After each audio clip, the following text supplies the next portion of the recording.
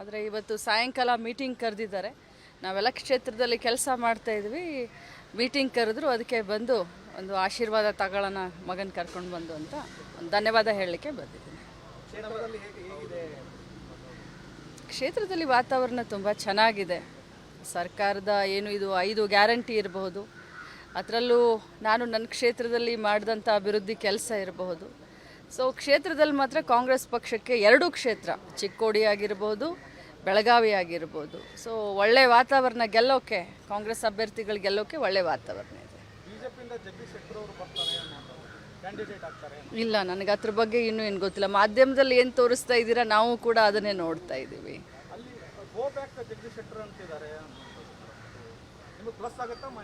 ನೋಡಿ, ಇಲೆಕ್ಷನ್ನು ಇನ್ನೂ ಶುರು ಆಗಬೇಕು, ಕಾವು ಏರಬೇಕು. ಇನ್ನೂ 48-50 ದಿನ ಇದೆ. ಸೊ ನೋಡೋಣ, ಮುಂದೆ ಬರ್ತಾ ಬರ್ತಾ ಏನಾಗುತ್ತೆ ನೋಡೋಣ.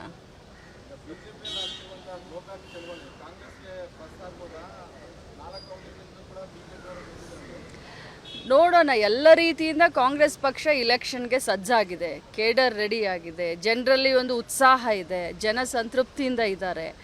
ಸೊ ಮುಂದೆ ದಿನಗಳಲ್ಲಿ ನೋಡೋಣ ಏನಾಗುತ್ತೆ ಅಂತ. ನಿಮ್ಮೆಲ್ಲರ ಸಹಕಾರ ಇರಲಿ. ಖಂಡಿತ ಇಲ್ಲ. ಫ್ಯಾಮಿಲಿ ಪಾಲಿಟಿಕ್ಸ್ ಅಂತಂದರೆ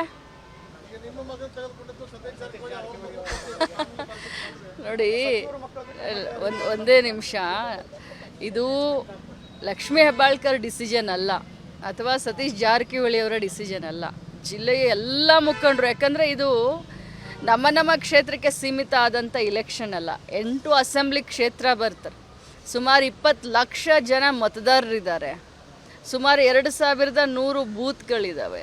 ಸೊ ಇಂಥ ಸಂದರ್ಭದಲ್ಲಿ ಎಲ್ಲ ಜಿಲ್ಲೆಯ ಹಿರಿಯರು, ಕಿರಿಯರು, ಮುಖಂಡರು, ಕಾರ್ಯಕರ್ತರು ಯಾರನ್ನ ಹೆಸರನ್ನ ರೆಕಮೆಂಡ್ ಮಾಡಿದ್ರು ಎಲ್ಲ ಚರ್ಚೆ ಆಗಿ ಫೈನಲ್ ಆಗಿರೋದು.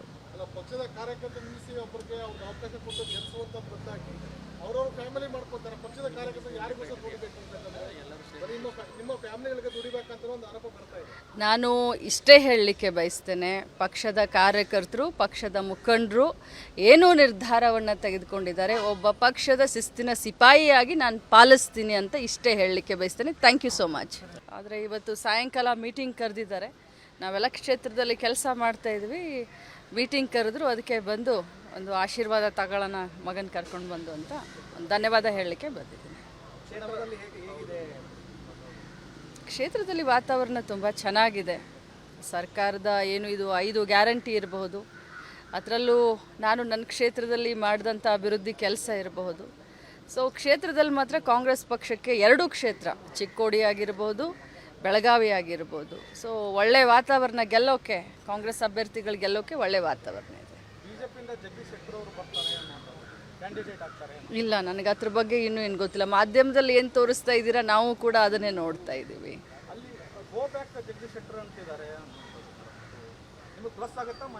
ನೋಡಿ, ಇಲೆಕ್ಷನ್ನು ಇನ್ನೂ ಶುರು ಆಗಬೇಕು, ಕಾವು ಏರಬೇಕು. ಇನ್ನೂ 48-50 ದಿನ ಇದೆ. ಸೊ ನೋಡೋಣ, ಮುಂದೆ ಬರ್ತಾ ಬರ್ತಾ ಏನಾಗುತ್ತೆ ನೋಡೋಣ.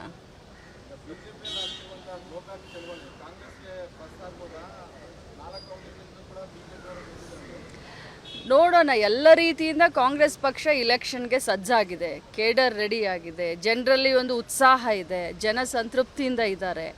ಸೊ ಮುಂದೆ ದಿನಗಳಲ್ಲಿ ನೋಡೋಣ ಏನಾಗುತ್ತೆ ಅಂತ. ನಿಮ್ಮೆಲ್ಲರ ಸಹಕಾರ ಇರಲಿ. ಖಂಡಿತ ಇಲ್ಲ. ಫ್ಯಾಮಿಲಿ ಪಾಲಿಟಿಕ್ಸ್ ಅಂತಂದರೆ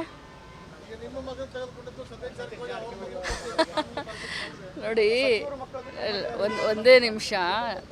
ಇದು ಲಕ್ಷ್ಮೀ ಹೆಬ್ಬಾಳ್ಕರ್ ಡಿಸಿಷನ್ ಅಲ್ಲ, ಅಥವಾ ಸತೀಶ್ ಜಾರಕಿಹೊಳಿ ಅವರ ಡಿಸಿಷನ್ ಅಲ್ಲ. ಜಿಲ್ಲೆಯ ಎಲ್ಲ ಮುಖಂಡರು, ಯಾಕಂದರೆ ಇದು ನಮ್ಮ ಕ್ಷೇತ್ರಕ್ಕೆ ಸೀಮಿತ ಆದಂಥ ಇಲೆಕ್ಷನ್ ಅಲ್ಲ. 8 ಅಸೆಂಬ್ಲಿ ಕ್ಷೇತ್ರ ಬರ್ತಾರೆ, ಸುಮಾರು 20 ಲಕ್ಷ ಜನ ಮತದಾರರಿದ್ದಾರೆ, ಸುಮಾರು 2100 ಬೂತ್ಗಳಿದ್ದಾವೆ. ಸೊ ಇಂಥ ಸಂದರ್ಭದಲ್ಲಿ ಎಲ್ಲ ಜಿಲ್ಲೆಯ ಹಿರಿಯರು, ಕಿರಿಯರು, ಮುಖಂಡರು, ಕಾರ್ಯಕರ್ತರು ಯಾರನ್ನ ಹೆಸರನ್ನ ರೆಕಮೆಂಡ್ ಮಾಡಿದ್ರು ಎಲ್ಲ ಚರ್ಚೆ ಆಗಿ ಫೈನಲ್ ಆಗಿರೋದು.